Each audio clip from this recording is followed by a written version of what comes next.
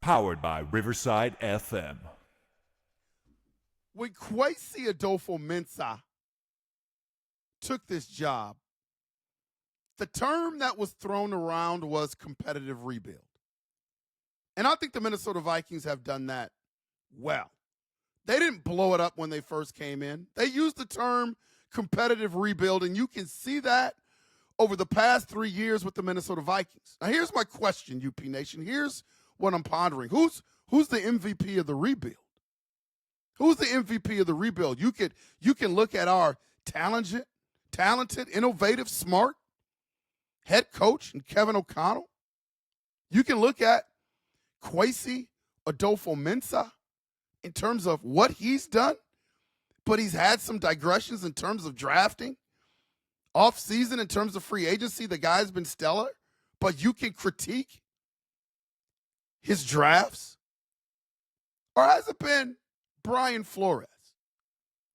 If I had to pick between the three, I'm probably going to go Brian Flores. And here's why. Here's why I like the mad scientist, a.k.a. B-Flow, in terms of why he's the MVP. Think about this. Over the last 3 years, who has the least amount to work with when it comes to talent on the defensive side of the ball?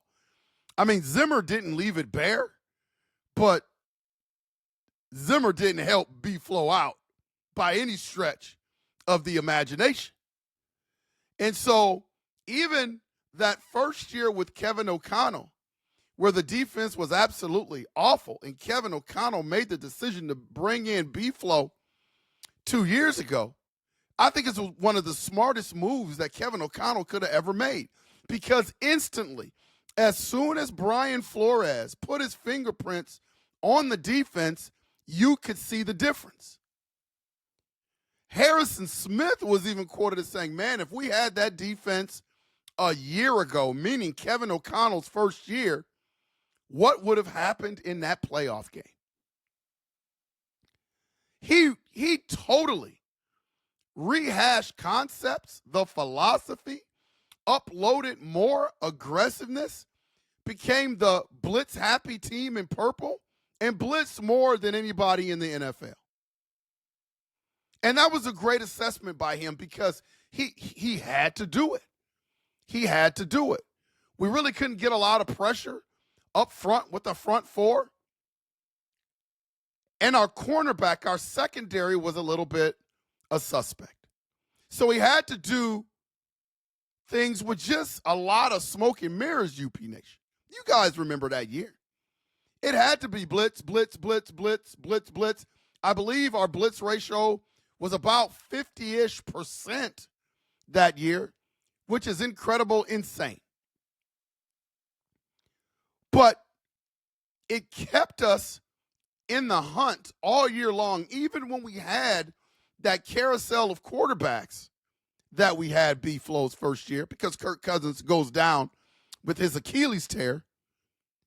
We were always in those games because of our defense. We were never getting blown out or shelled because of B-Flow's defense. And it gave you a window into looking at just the genius of this guy and what he does without having the perfect personnel and the adjustments that he was able to make.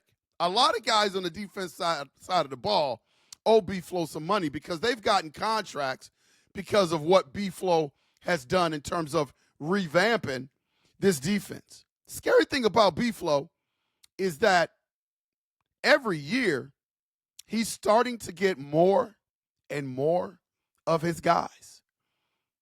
Guys that fits his philosophy, guys that fits his scheme. Oh, man, you can see it, UP Nation. I know you can see it. The start of it was Gink and Grenard. Bringing those guys in, you saw the impact that they made last year along with Brian Cashman. He took Stephon Gilmore, who, in my opinion, was on his last leg, doesn't have a whole lot left in the tank, and made him serviceable. I wasn't super high on the Stephon Gilmore signing, but I understood it. I didn't mind it. I didn't think it was just going to be the Stephon Gilmore that we had seen when he was Defensive Player of the Year. Like, I knew that wasn't going to happen, and I knew that he wasn't going to be close to that. But within Brian Flores' scheme, I think he juiced everything that he could get out of Stephon Gilmore. When you look at a guy like Harry the Hitman, I mean, he's been public. He loves B-Flow. He loves playing in this scheme. I think it's one of the main reasons why Harry the Hitman decided to come back for another year this year.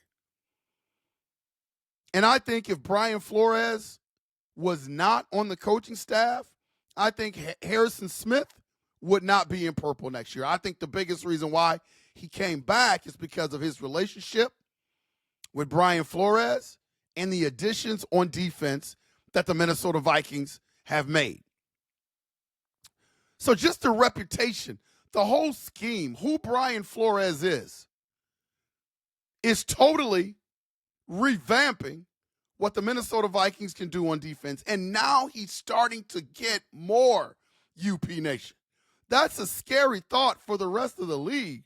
You can't say that our defense now, with the addition of the trenches, bringing in some pieces in the secondary, combining with what we already have, and still a stud in the fold in terms of Dallas Turner. Yeah, I haven't forgot about DT.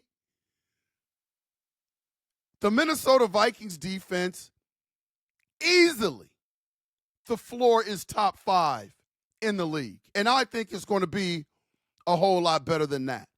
But when you look at the body of 3 years and you look at what the Minnesota Vikings are going to be going forward,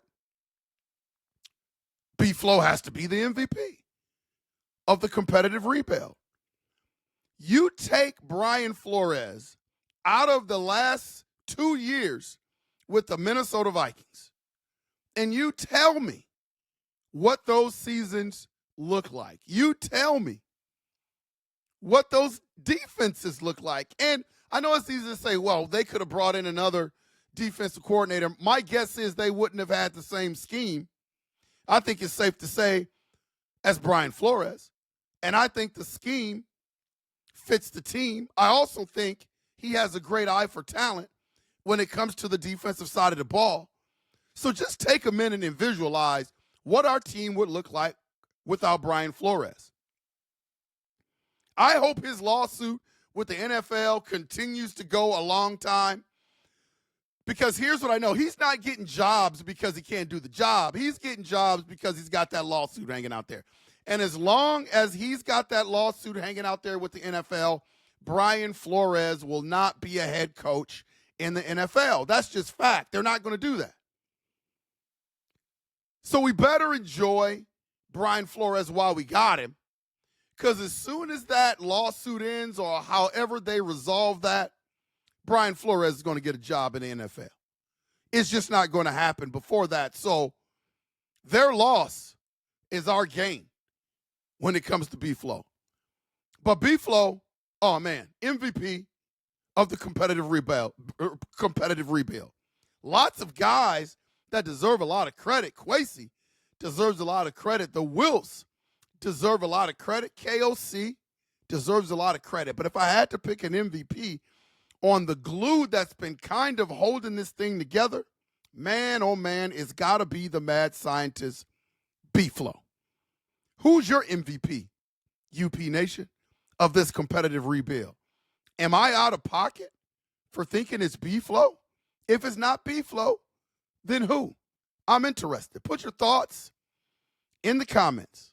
You know, I love reading the comments and answering the comments from some of you guys. I appreciate it. This has been Unconventional Playbook. Please hit that like and subscribe button. Those that consider becoming a member and buy a membership to become part of UP Nation will be entered into a drawing to win a Minnesota Vikings Winter Warrior jersey. And as always, UP Nation, we will see you when we see you. Skol!